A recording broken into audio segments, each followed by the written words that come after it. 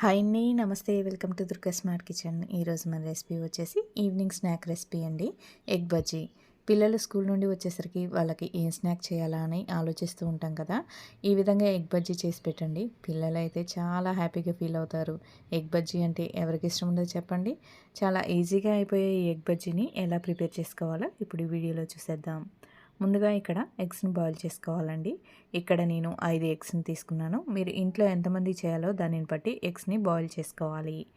ఇప్పుడు ఒక బౌల్ తీసుకొని పిండిని కలుపుకోవాలండి. అందులో 1 కప్పు శనగపిండి వేసుకోవాలి.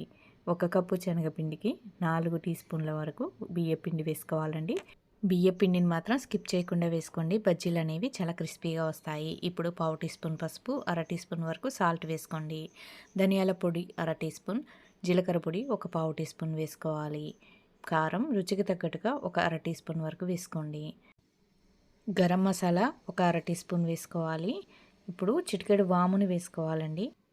అల్లం వెల్లుల్లి పేస్ట్ 1/4 టీ స్పూన్ వేసుకోవాలి. సన్నగా కట్ చేసిన కొత్తిమీర వేసుకోండి.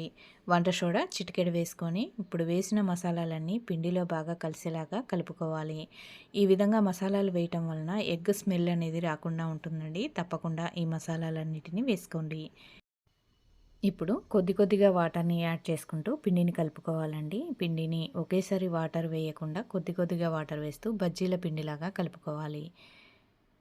ఇక్కడ చూసారు కదా, పిండి అనేది మరీ లూజ్గా అవ్వకూడదండి. అలా అని మరీ గట్టిగా కూడా ఉండకూడదు.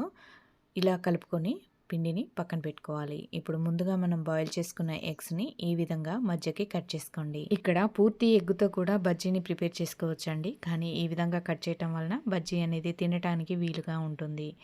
ఎగ్స్ అన్నిటినీ ఇదే విధంగా కట్ చేసుకొని పక్కన పెట్టుకోండి. ఇప్పుడు స్టవ్ పైన ఆయిల్ పెట్టుకొని ఆయిల్ హీట్ అయిన తర్వాత ముందుగా కలిపి పెట్టుకున్న పిండిలో ఈ కట్ చేసుకున్న ఎగ్స్ని వేసి పిండి మొత్తం బాగా కోట్ అయ్యే విధంగా కోట్ చేసుకొని ఈ విధంగా ఒక్కొక్క ఎగ్ని ఆయిల్లో వేసుకోండి.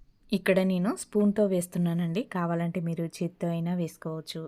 ఈ విధంగా వేసిన తర్వాత వెంటనే బజ్జీలను తిప్పకండి. ఒక 2-3 నిమిషాలు ఒకవైపు కాలిన తర్వాత రెండో వైపుకి టర్న్ చేసుకొని లో ఫ్లేమ్లోనే పెట్టుకొని మంచి గోల్డెన్ కలర్ వచ్చేంత వరకు ఫ్రై చేసుకుంటే క్రిస్పీగా ఉండే ఎగ్ బజ్జీ రెడీ అయిపోతుందండి. ఈ విధంగా ఫ్రై చేసుకున్న ఎగ్ బజ్జీని పిల్లలకైతే టమాటా కెచప్తో సర్వ్ చేసి పెట్టండి. పెద్దవారికైతే ఈ విధంగా పైన కొద్దిగా సాల్ట్, కారం చల్లుకొని ఆనియన్స్తో సర్వ్ చేసుకుంటే చాలా టేస్టీగా ఉంటాయండి ఎగ్ బజ్జీ. ఎంతో క్రిస్పీగా ఉండే ఎగ్ బజ్జీ మీకు నచ్చిందా? నచ్చితే మీరు కూడా తప్పకుండా ట్రై చేయండి. ఈ రెసిపీ నచ్చినట్లయితే ఒక లైక్ చేసి మీ ఫ్రెండ్స్ అండ్ ఫ్యామిలీకి షేర్ చేయండి. అలాగే మన ఛానల్ని ఫస్ట్ టైం చూస్తే మాత్రం తప్పకుండా సబ్స్క్రైబ్ చేసుకోండి. Thanks for watching.